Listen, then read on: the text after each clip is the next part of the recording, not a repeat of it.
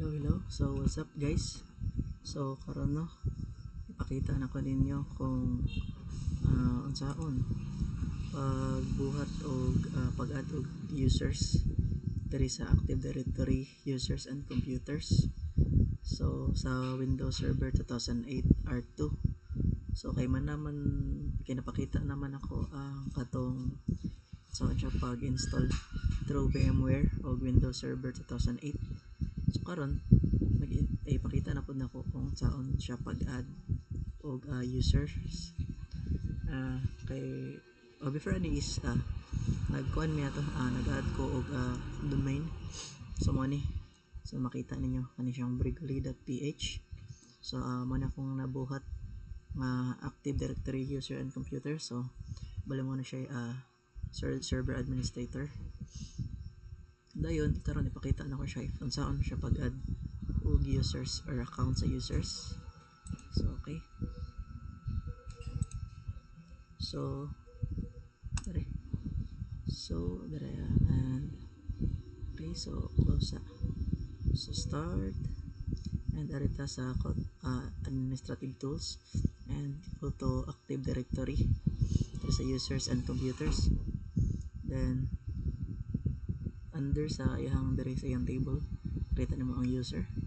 So dari ka mo create ka og user na first name, initials, last name, and nasa full name. So pwede ra pud di ka mo butang initials, pwede ra siya sa dito ka sa Baroka. And sa kanang user log on or log in na siya name. So na ang imong username inig sign in or log in nimo gamit ang imong user account and password.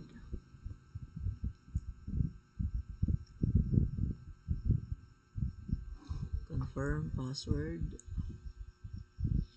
and i-check lang ni na to ang password never expire.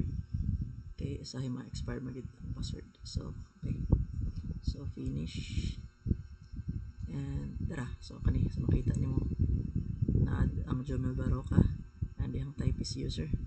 So karon mag-add na pud ta og lain nga user.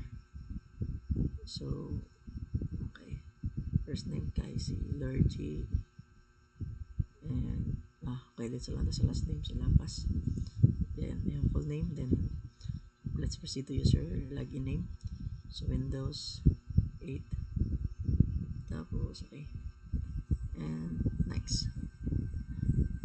So same gyapon ganina, password gyapon.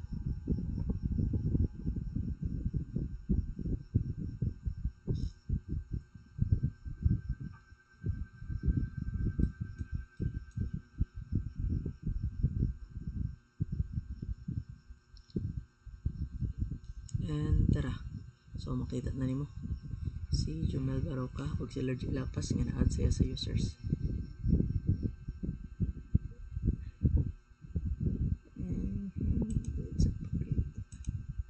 So I guess that's all.